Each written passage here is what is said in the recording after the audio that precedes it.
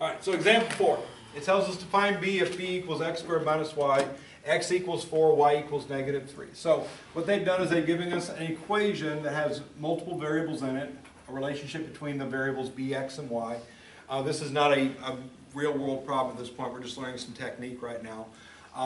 But in real world problems, they're going to give you equations, tell you what the variables represent. All right, I don't know what b, x, and y represent in this case. It doesn't really matter for the sake of what we're doing. They do tell us x equals 4 and y equals negative 3.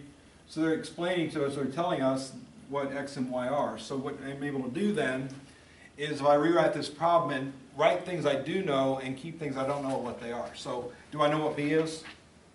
No. So I rewrite b because I don't know anything about it. All right, so if I don't know something, I just rewrite it.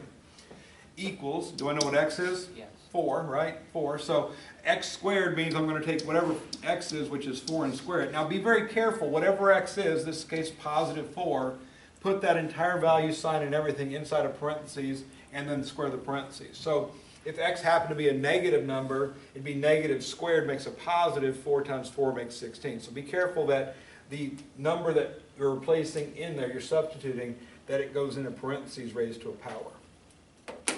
Then it says y equals negative 3, so minus y minus parentheses negative 3. So for me, when I'm substituting things in, I'm going to encase my substitution in parentheses and then allow whatever's happening to those objects happen to the numbers I'm replacing. All right?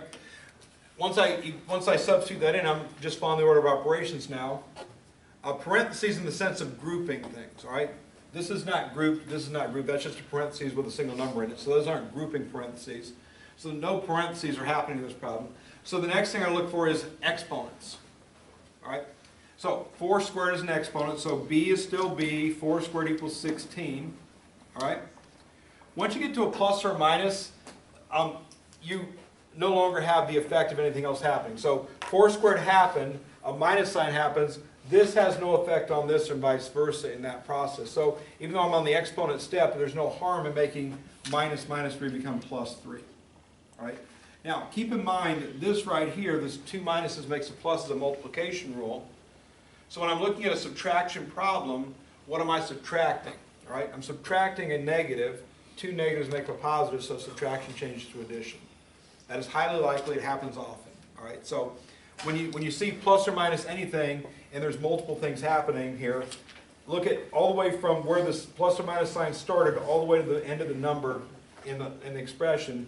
Count the minuses. If you have 2 minuses, it makes a plus. If you have 3 minuses, it's minus, 4 plus, 5 minus, and so on. Odds, negative, evens, positive. The number of negatives. So 2 negatives is even, so positive, 3 is 3. So once I've evaluated the power 16 and dealt with the minus, minus makes plus 3, what's left is 16 plus 3 makes 19, and that is the solution of the problem. Find b equals 19. All right? So in general, find whatever letter. That's the one they're not going to tell you. They will tell you the rest of the letters. You fill in what you know and work it out.